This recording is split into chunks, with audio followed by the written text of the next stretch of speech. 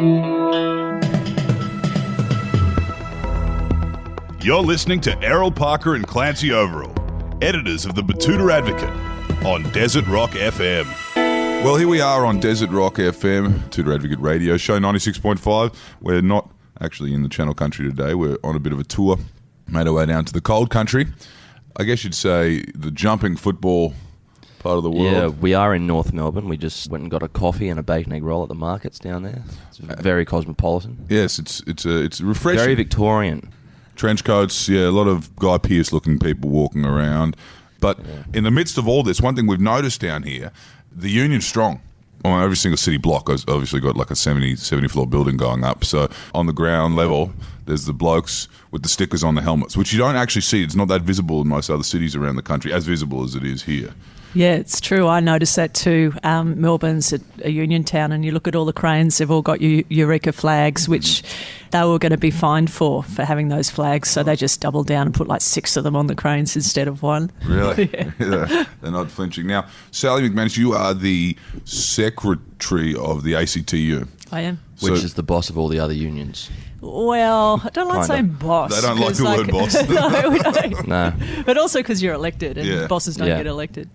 Yeah. So you have been in this role for how many years now? 2 years and 2 weeks. And you are... Not that I'm counting. That's an interesting kind of idea, is that, you know, there's so many unions and so many different unions represent different things. Are you busy trying to, you know, meet the needs of the Maritime Union and then go into a meeting with... The teachers' fed. Teachers' services? I reckon when I finish this job, I could write like an anthropology of the trade union movement, because they are really different. They've got their own cultures. For example, when you go to a nurses' conference, they always start on time and they're really regimented. And I think, like that's the ward nurse there that's actually been elected to be the secretary, and they're very efficient about how they do things. And then you'll go to other... I shouldn't maybe say this, but maybe like sometimes the public transport unions, and they're slow and they don't arrive on time. And other ones, like you'll go to, say, the meat workers conference, and it's really embarrassing for me because I'm a vegetarian. I try and hide it, like when I go there, and then they'll go, stay for dinner, and you're going, this is your nightmare, because you've got to spend the whole time not telling people that you're a vegetarian, because they really pile it on with all the meat. But yeah, definitely different cultures, and some of them are actually really unique, like the Maritime Union. I think because it's quite small, and also I think the workers are really close-knit, and they've been for a long time, and their communities, they're just hilarious. Like, they're like larrikins that you just, it's just a joke a minute really with them. Well, Sally, it's an election year. This time around, what's the biggest threat to the unions? Is it the Liberal Party, or is it the hipsters who have come to work in these organisations, you know, with their hands, which are very soft, you know, it's almost like they've read something written by Karl Marx at university, and they think, you know, that sounds like a pretty good life, but I don't really like using my hands. In unions, you mean? In unions, yeah. Oh, so people like that don't last, because it's a really tough job. Yeah. And the other thing is workers will just take the piss out of you. And they do. And they won't... they'll see through bullshit really quickly, and also pretense. So the hipsters that come and work at the union movement... this is not an anti-hipster rave. It's not. So those who don't sort of learn our ways don't last. But they do sometimes make their way into the Labor Party. They do have more spivs. Yeah. I'm from Sydney, so maybe it's like more spivs. Yes, they do. And I suppose like any political party, people can be attracted for the wrong reasons, because they want to, move up the ladder. They've, dreamed since they were 4 that they were going to be Prime Minister one day. They just set themselves on that path and do whatever's necessary, and you really can pick those careerists a mile away usually.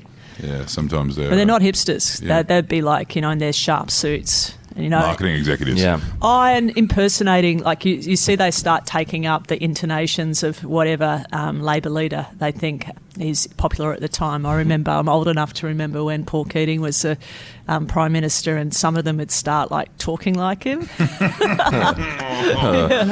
That's a cringe. But then again... This construction company is being quite recalcitrant.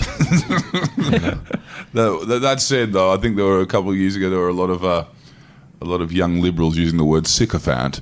Yeah. when Daddy taught them what that meant. Now, can you tell us a little bit about, for our listeners, because we right around the country and there's a diverse kind of range of listeners, a lot of people haven't in their life come across a union membership, haven't come across the point of sale or the gateway. What is a trade union movement? Like, what is their relationship with the Labor Party? Because if you ask a conspiracist, they'll say that you actually hold strings above Bill Shorten and you tell him what to say. He'd be saying different things if that was true. According to the people on Sky News, Yeah. I think they think that you're going to be the next Prime Minister of Australia. Well, they said the other day, who said it? No, actually Scott Morrison said it, that I go along to shadow cabinet meetings and to tell them what to do, Yeah. and I've never been to one of the like shadow you're Peter cabinet Credlin or meetings. something. Yeah, I know. Peter Credlin with short hair. How does the movement work alongside the Labor Party? Yeah. Just for the So- layman and lay person.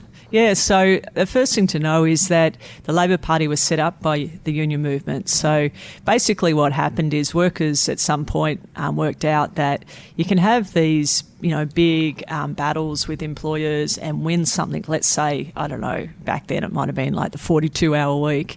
And you've got to fight it all the time at every single workplace, and then you've got to fight that boss individually all the time. They thought, this is no good. We better work out what to do about this. So we can't, we've got to change the laws because so that everyone gets it and we protect it forever. And so that's why they formed the Labor Party, because at that time it was really basically the ruling class and the squattocracy that were in Parliament, and they didn't really care about working people at all. So that's what happened.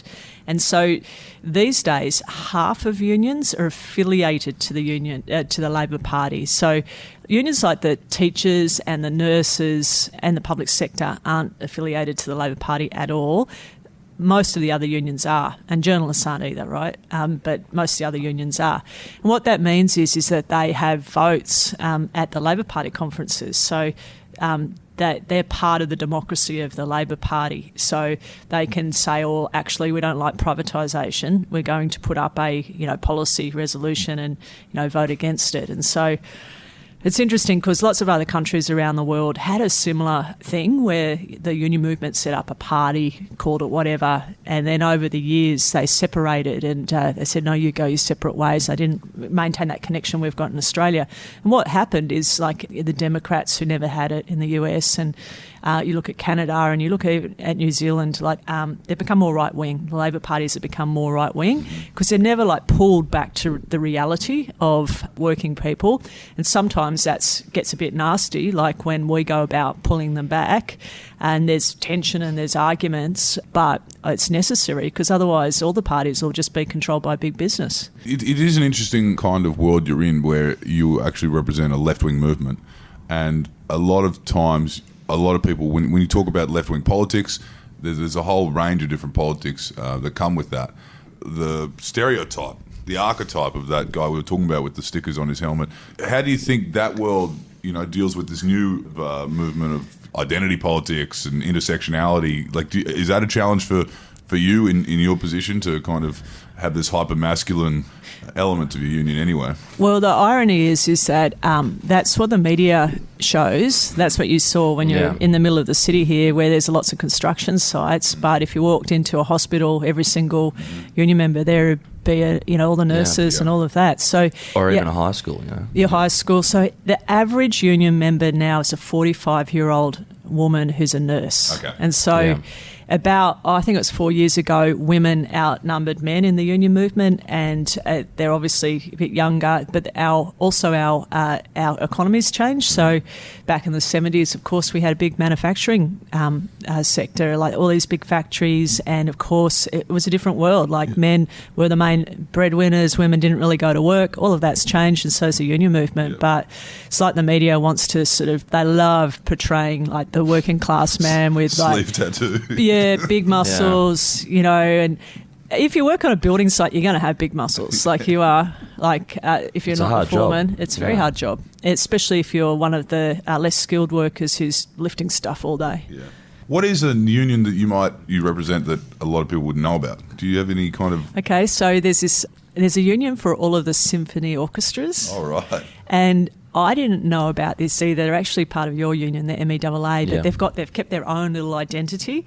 And so talking about the different cultures of unions is a classic, right? So I got invited to their meeting, and it was down at the Melbourne Symphony, whatever it is, Opera House thing down here in Melbourne, and I'd not been there before because I had to move here for the job. And so I went there, and first thing I was so shocked because I had in my head that all these people that play the violin and like flute or whatever they play in orchestras would be, for some reason I thought they'd be older, but they're all young. It's because like you can't keep doing that at that intensity for a long time.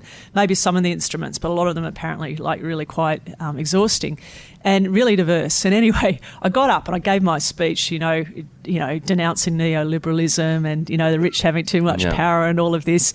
And they started clapping, and they clapped like this. Like in perfect harmony, all of them. And I stopped and I looked, and it went on and on and on. I went, I meant to do the encore now.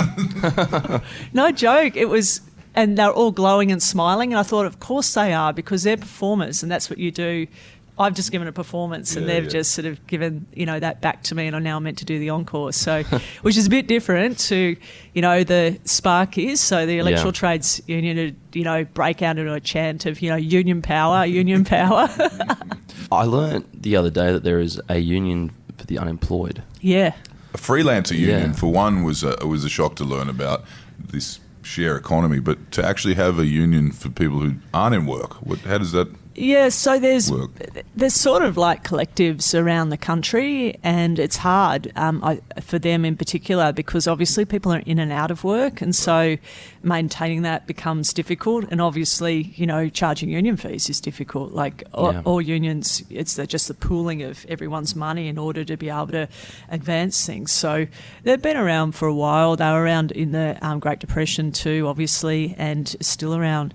Another interesting union is one here that's just started up called Hospo Voice, which is a union for hospitality workers, and started here in Melbourne just a year ago, maybe 2 years ago.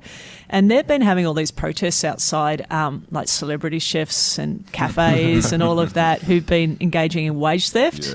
And it's all young people, and they're really impressive, I think. They're just sort of saying we're not putting up with this anymore, not being paid what we're legally entitled to, and, just raising hell. It's great. Pay your workers, George.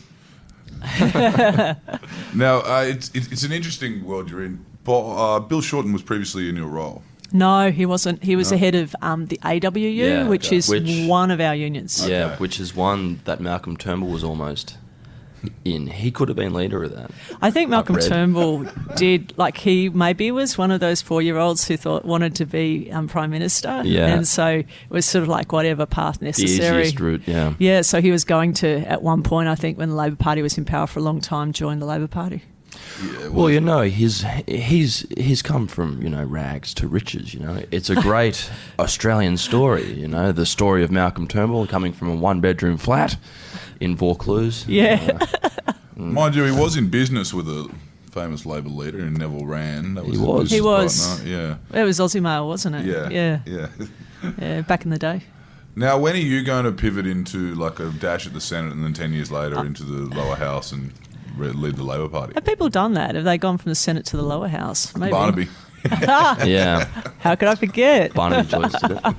And if Barnaby can do it, anyone can do it, The thing is about me is that I've never had that ambition, never. When I started in the union movement, I wasn't a member of the Labor Party, which was a bit unusual back then. Like now it's not, but back then it was. And I held out for a long time too.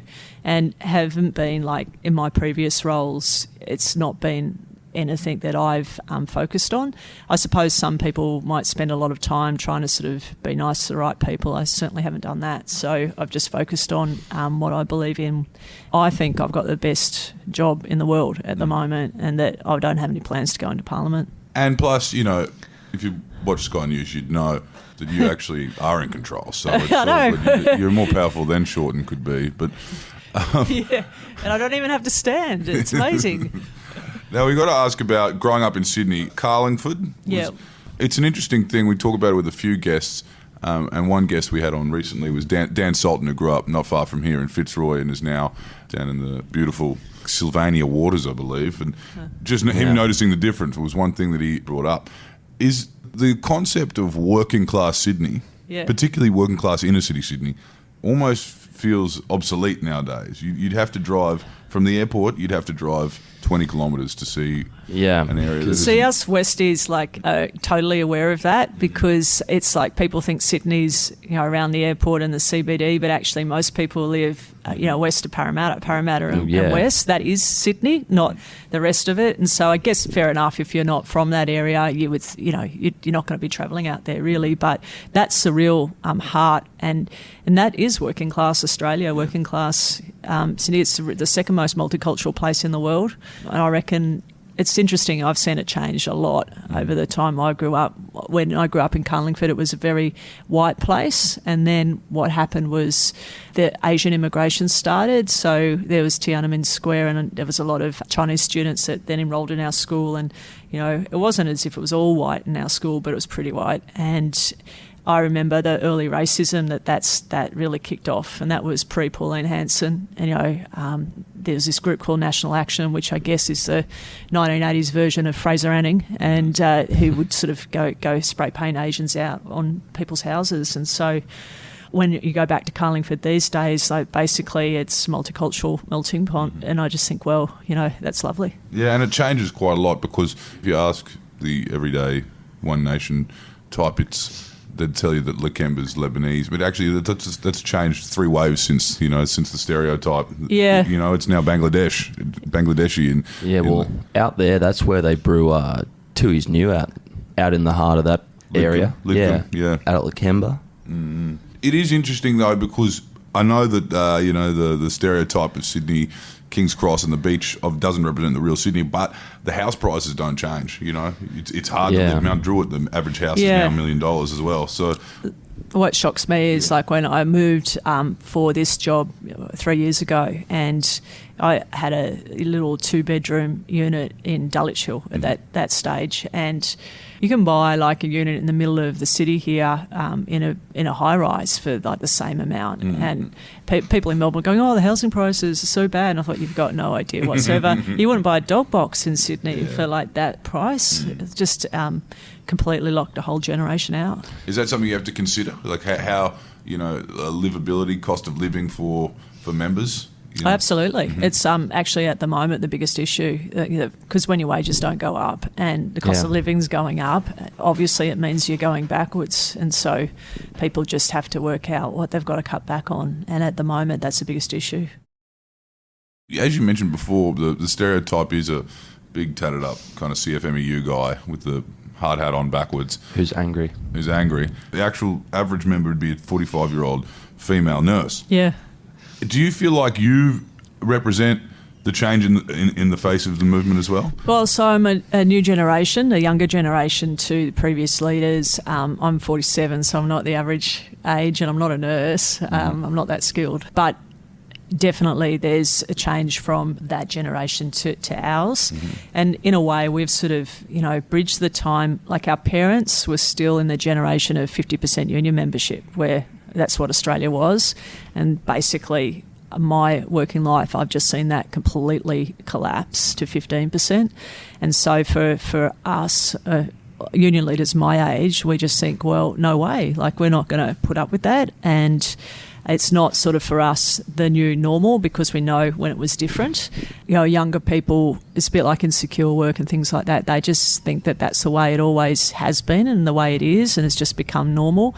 And so I think my generation sort of has a benefit of seeing both, where it wasn't normal, and enables sort of say, actually, Australia didn't used to be like this in our working lives. It was better. There was better rights, better job security. Nothing was ever easy, but I can see the loss of things over that period of time. There's things about Sally McManus in this role that is different to other people in the union movement that we've seen on the TV over the years. One, that you have a good understanding of social media. You can kind of work in that world as well, a bit, like you said, a bit younger. Gaming, you're into your hobbies. Your hobbies would that appeals to a whole different generation, some well younger than working age as well, the gaming world. Well, I guess I grew up with it. When I first started using computers, it was like they'd only just come around and it was like DOS games. So only a few people will know what that is. But then seeing it change and sort of like the early Doom in the beginning, like just how those first-person shooters, and I sort of look at them now and I think actually they haven't really changed that much. Like the graphics changed, but they're not that creative. So I think that, getting into the gaming world, that a lot of it's sort of plateaued in lots of ways. So sort of you had different concepts for games and they haven't managed to sort of, I think, break through in terms of new ideas for them. So what are some games that you're playing now? Well, at the moment, and it's hard because I'm hardly at home, but I was last night and I was quite tired because this week was a big week. We had the budget and, it was a budget reply. And so I watched the budget reply. Then I watched some of the commentary. Then Sky News started, and I thought, now it's time to play Red Dead Redemption 2. Yes. So that's what I'm playing at the moment. So it's sort of like, you can catch an hour here or there. If you're lucky enough to be home on the weekend, you might sort of binge on it for 3. Yeah, I've gone from the start to the end of that.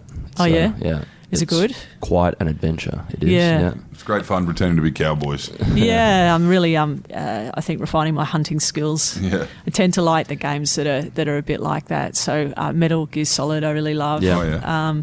And sort of the stealth nature and sort of the long range weapons are, like all of that. What's that? Splinter Cell. Splinter Cell, yeah. and Splinter Cell like as well. Hitman, those ones. Yeah, I haven't played that one. No? Yeah. And on PC, it's definitely Civilization. I played that for 25 years. Yeah, So it's like... is that in the Age of Empires realm? yeah, that's kind of like games? Age of Empires, isn't it? Yeah, a bit more sophisticated. Yeah. So you start off as, whoever, just pick the, Aztecs and... back in 2000 BC, and there's a whole development of your civilization. So you invent the wheel, and you invent this, but then of course you're building your little towns and your cities, and as you get more technology, you can expand, and then you find other people, and then it's time to decide if you're going to defeat them through your culture or through your diplomacy or through your military might. Yeah, I learnt a lot of ancient history, actually, by playing those games. I reckon lots of people did. Yeah. I reckon I learned a lot of strategy through I playing learned those games. that the Aztecs don't have horses. That's one thing that I do remember from Age of Empires. If you did choose the Aztecs and you had to basically deal with the fact that you were going up against, the English or the Spanish... But yeah, beautiful And they had cities. horses, yeah. Yeah, beautiful cities. I was more into the USSR fan fiction that was Red Alert 2. Oh, yeah. What if the Russians did make it to New York City? Yeah. That was always great fun. Now, that's among your hobbies in gaming. You play sport. Do you feel like that this is kind of a change of the guard? People's personal lives don't really play that much of a part. They shouldn't, actually, in people's roles, but actually when you are a public figure, it is interesting to know what the people that kind of represent you are into, and it is refreshing at times. Yeah, it's sort of weird for me because I hate all those questions. I think, why is that relevant, et cetera, et cetera, et cetera. But I've got a bit more used to it, I guess. So I'm also interested in bird watching. So I know you've got some lovely birds in the Channel Country. Oh, yeah. So We do. Live bird. Especially now because we've had all that rain and it's hot and it's migratory birds. and it's on its way down to Lake Eyre as we speak.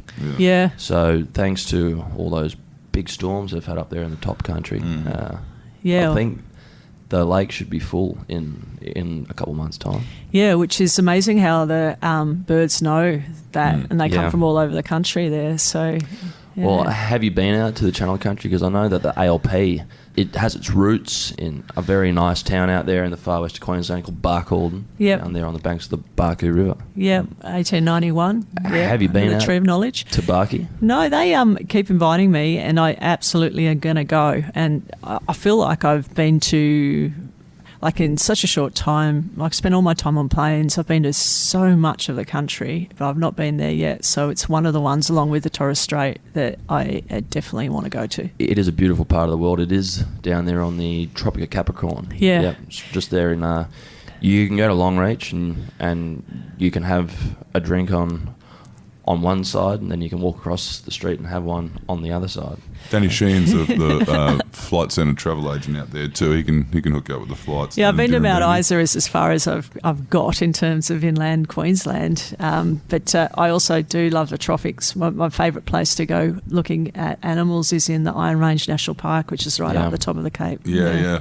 Well, Jonathan Thurston's airline's doing all the trips up that way now. Is that right? Straight to It's got a big picture of him on the back. Yeah. No, seriously, it's when you're right in awesome. Townsville, you just think, oh, this man owns this Yeah, place because it's like pictures of Jonathan Thurston everywhere. Yeah, Sure, no. you get a statue of him on Castle Rock. Yeah. There's a little bit of that when you go out to Mount Isa as well. I mean, they just love Bob Catter out there. They do. They and, do. I actually get on with Bob Catter. It's interesting, really interesting. I think that most people can. It's just that, when you aren't in his company and you hear about a thing that he said, you just like...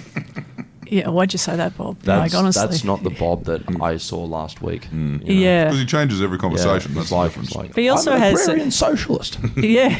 Well, I've had that speech. He also worked at the mine in Mount Isa, He did. and so he was involved in the union there, and he sort of has been shocked at casualisation and labour hire and what's happened, and so I think that it's funny to see a whole lot of those. I know he's not National Party, but like ex-National Party, National Party people.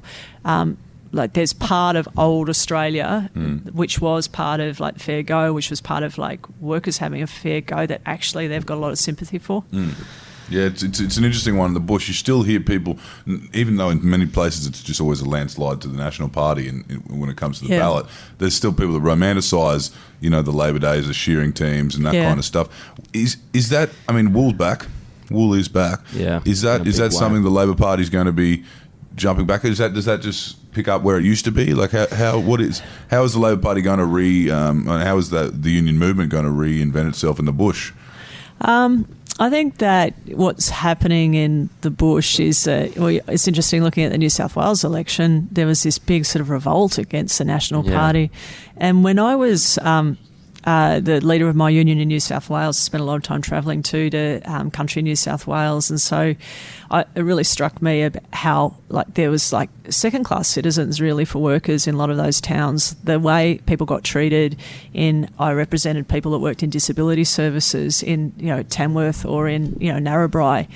It just wouldn't happen in Sydney, and it was almost like they'd sort of normalised this sort of level of just being treated like shit in some of these places. And, I've obviously seen workers stand up to it. That would happen.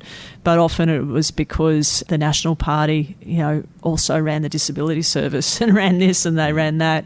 I can't put it all down to them, but just a real need, I think, for unions in a lot of regional areas. What would be the biggest union town? I mean, apart from Melbourne, what would Broken Hill still? Oh, no. or So Newey? Melbourne's not okay, so this is like my bias, and I can't sort of no, this is not bias, this is actually facts. So in terms of union density, it's Port Kembla. Yeah, right. So Wollongong, Right. the Illawarra has the highest union density in the country. Right. And then, like you say, Newey is up there as well. And then you do have parts of Melbourne, but actually also Canberra. You think about the amount of public sector workers there that have a higher union density. True. So there's that. You go to somewhere like Whyalla, all those places that are sort of, there's also mining towns where there's 4 generations, 5 generations of union members, and so people can go back and say, yeah, my grandfather worked here. Yeah, well, in Broken Hill, it's actually Broken become Hill, a bit part less. of the local parlance. They Yeah. use union words, and I remember going out there. You're from away. If you're not from there, you're from away.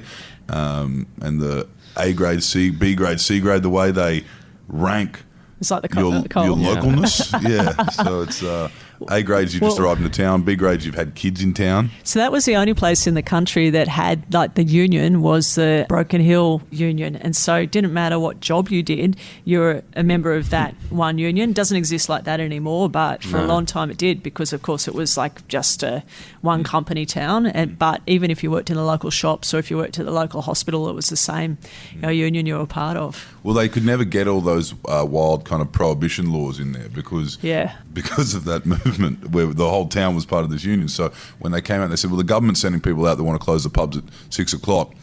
Good luck. And then everyone's communicating with each other. And they said the publicans said, well, we've got shift workers here, and the whole town banded up. So when these guys did arrive in town, they couldn't get a sandwich and they couldn't find a room to stay in, so they had to leave. So it was always the Republic kind of vibe. They never actually implemented the 6 o'clock swill or banned 2 up in Broken Hill. Well, see, that's the thing. They say, wouldn't it be terrible if unions run the country? But that's what happens when unions run something. Yeah. You get to play two up every Saturday night. Although 3 But the pubs don't close. Yeah, the one with 3 coins.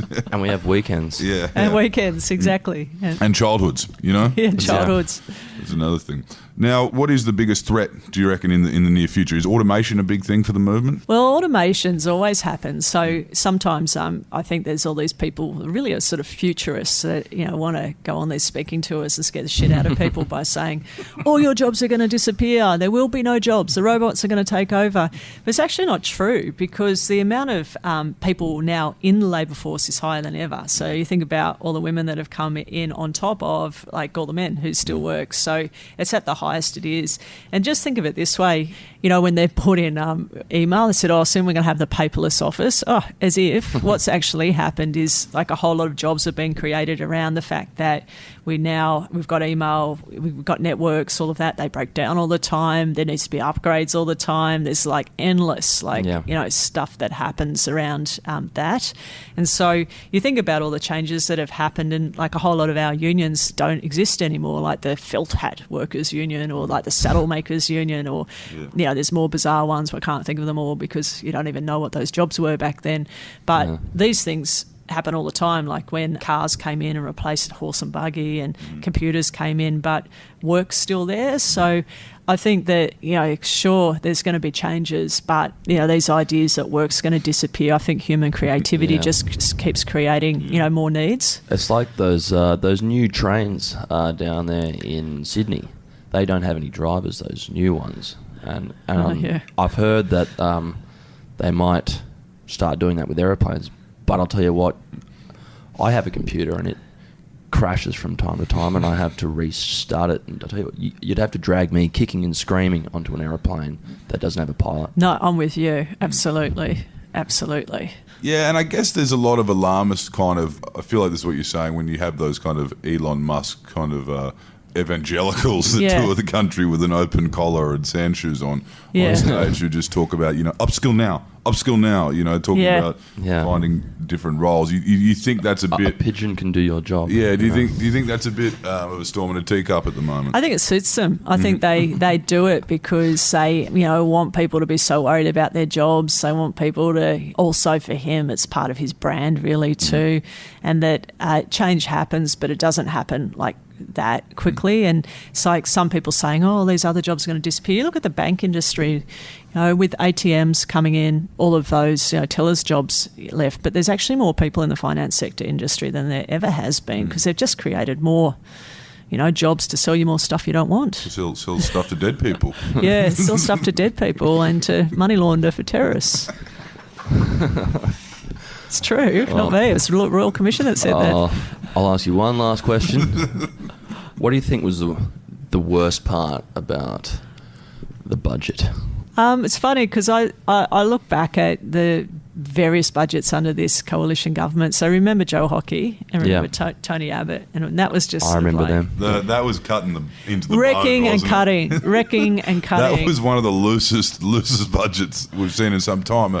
It's like, we're in charge now, just destroy it all. Yeah, to remove mental health counsellors from public schools and replace them with much cheaper Christian spiritual guidance officers was not very 2014, I didn't think. But at least you knew what they were doing. They weren't trying to... I know before they got elected, they said there'll be no cuts and no all of that, right? But then when they went on the frenzy, the wrecking frenzy, you went, they're on a wrecking frenzy. And then with Malcolm Turnbull, it was all about tax cuts to big business. And so you knew what that was about. It was about just handing more of our stuff and all of our money to the, to really rich people.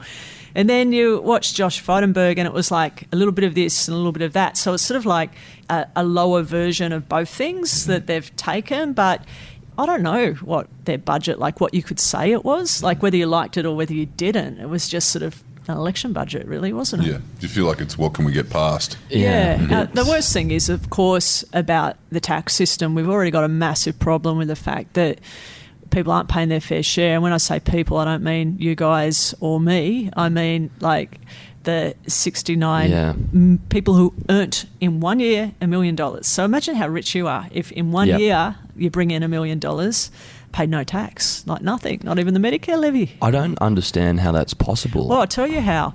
Their number one tax deduction was managing their tax affairs. So what they do is they get the big legal and accounting firms. They give them a lot of money in order to reduce their tax bill to zero, and then it's all tax deductible, right? So, and there's no cap on that. So in a way, those accounting firms are in on the rort too. Like they're making heaps out of it. So you've just got to cap the amount that you can deduct for that. Like if you capped it at $3,000, then all of a sudden there'd be a lot of money back to us rather than to those big accounting firms. So that means if you're earning $1 million a year, you're earning $3,300 a day. If you give half of that to an accounting firm, they will basically turn around and say that was a tax deduction, then hand it back to you. That's right. Jesus. It's outrageous, isn't it? It's like so outrageous. It's like more money you have, the better ability you've got to just make more and get out of paying tax. And so I was getting back to the budget, like they're running these ads at the moment, the Morrison government, going, we're cracking down on multinational tax avoidance, but they're not. Like, you've got to actually change the laws to stop them. Like that other big rort that the big multinationals do. Check this one, right? So you're a big multinational and you've got offices, let's say, in Singapore and one in Sydney or Melbourne or in your town. And then what they do is they lend money to the Australian company at a ridiculous interest rate. Like they'll say it's, you're paying a 30% interest rate on this. Yeah. And so that then becomes a loss, but you're not really making a loss. It's just transfers between a company. And so, because of that, you pay no tax. And so they're just like rorts. And you almost think like we'd almost benefit if they just, the amount of money they pay to these accountants, they just gave to the government. Like we'd be better off in that regard. If they gave it to charity, I mean, like that's kind of from the Kerry Packer school where, if you don't agree that the government is using the money wisely, then you could give it to the Red Cross. Yeah, but I don't want the billionaires and the millionaires deciding, these are the deserving poor people I'm going to give it to. I'm not going to give it to people who might have a drug addiction because I don't believe in that. I'm not going to give it to single parents. I don't believe in that. If they were giving that money instead of to the accounting firms to tax, well, then that at least would be going to our pensions, to Medicare, for hospitals, for schools, and then to programs that like are rigorously decided actually this works rather than like some vanity project of a billionaire. This is for the homeless Christian men's charity. Yeah, exactly. Exactly. Young straight Christian men that have had a hard time charity. Yeah. Well, thank you for joining us, Sally McManus. We look forward to seeing you make that tilt for the upper or lower house, and eventually maybe one day take full control of the Labor Party.